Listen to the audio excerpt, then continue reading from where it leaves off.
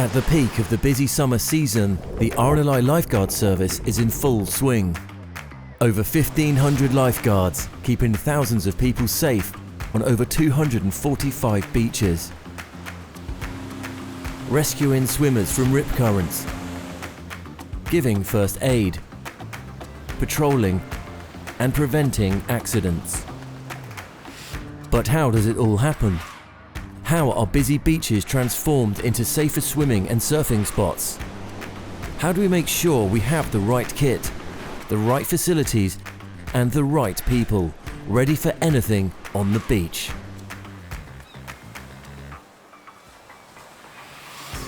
Firstly, the lifeguards need a base. From the beach lifeguard units, they can keep watch over the beach, treat casualties and store their kit. The units vary from beach to beach. Some places have permanent facilities, but many beaches have huts, just like this one. These huts can be moved, which is very useful in areas where the harsh winter months would put them at risk of unnecessary damage. Rather than being battered by winter waves and corroded by salt spray, they are stored safely away from the shore.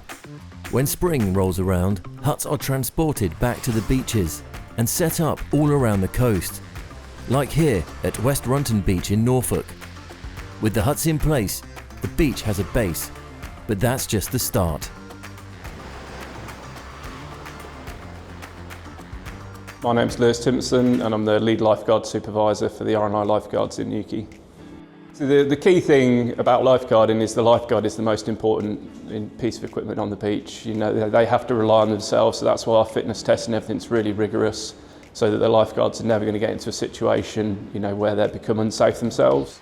We can enhance their abilities by giving them additional pieces of equipment, so that will depend on the beaches that they're working on, what's required. We sort of start with rescue tubes, you know, with swim fins to aid them swimming. Then we sort of move up, you've got rescue boards, which are sort of, you know, big sort of surfboard style boards that are designed to carry two people, so they can bring someone safely back to shore. And then we start to move up into the powered craft, so we have inshore rescue boats, which are operated by two lifeguards, which can operate in the surf environment. And then RWCs, so rescue watercraft, and they're sort of a modified jet ski that's got a rescue sled on the stern, which the lifeguards can use to perform rescues. But actually both of those motorcraft can be used in a proactive way as well. So when the beaches are really busy and you want to get out doing safety messaging, and you can no longer do that effectively on a rescue board, the lifeguards will use that kit proactively to go and talk to people face to face.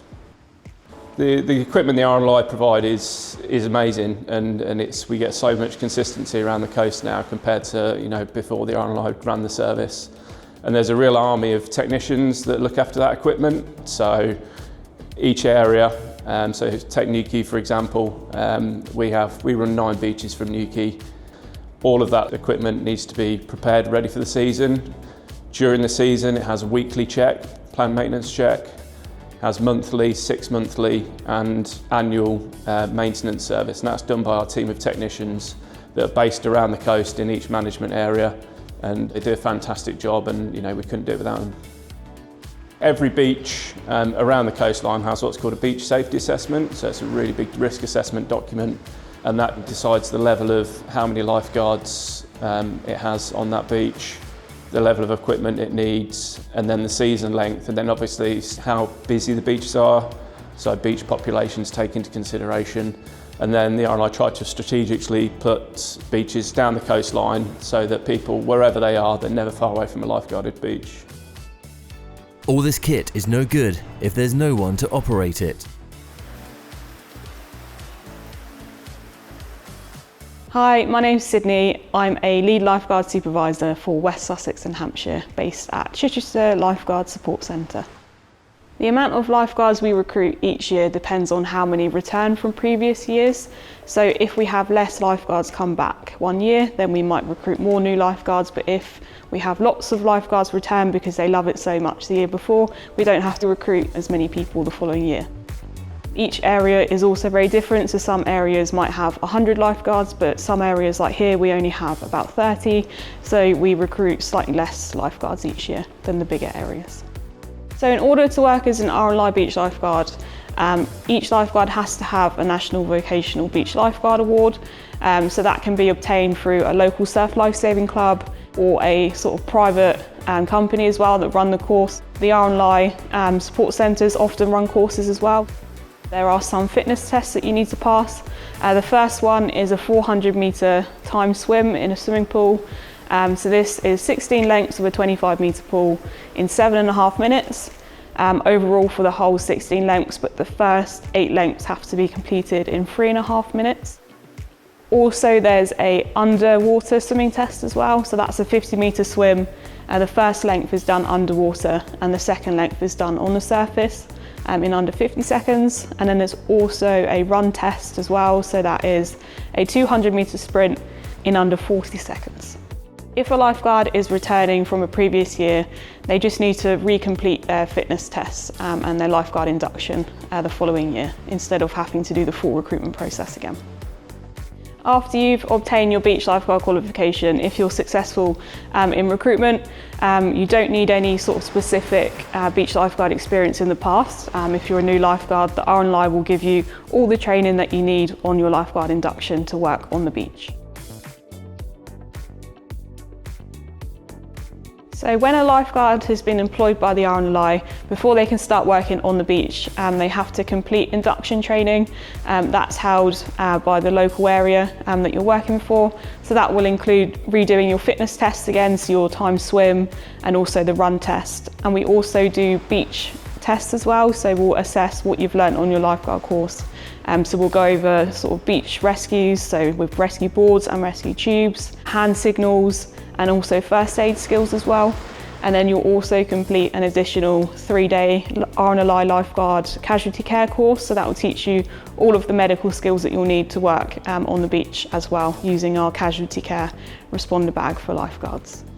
Training on lifeguard inductions usually takes place at lifeguard support centres, so that's where the lifeguard service will be run from that area.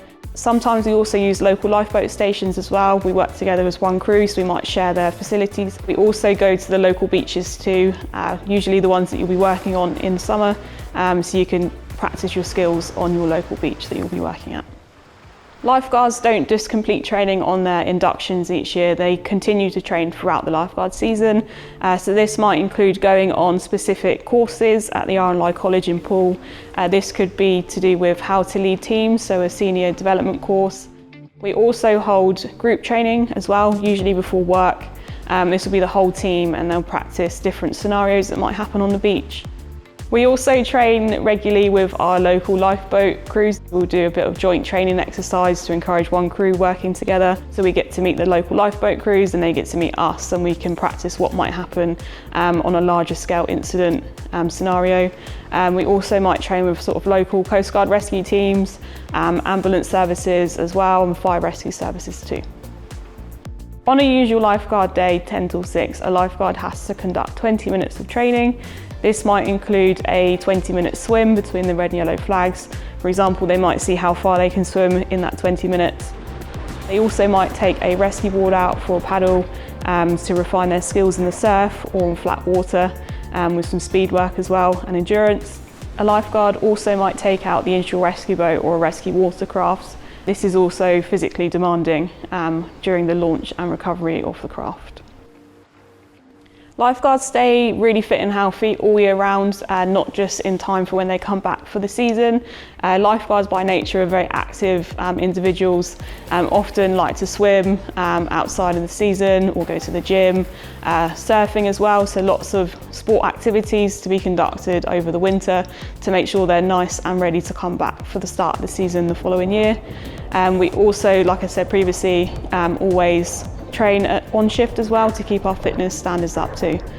So normally a lifeguard will start the season very fit and they'll finish the season even fitter. The beach lifeguard units and life-saving kit are in place. The RNLI lifeguards are trained, fit and ready to face anything the busy summer season brings. As they've been doing since 2001, they'll make the seaside safer. So if you're heading to the beach, choose a lifeguarded one.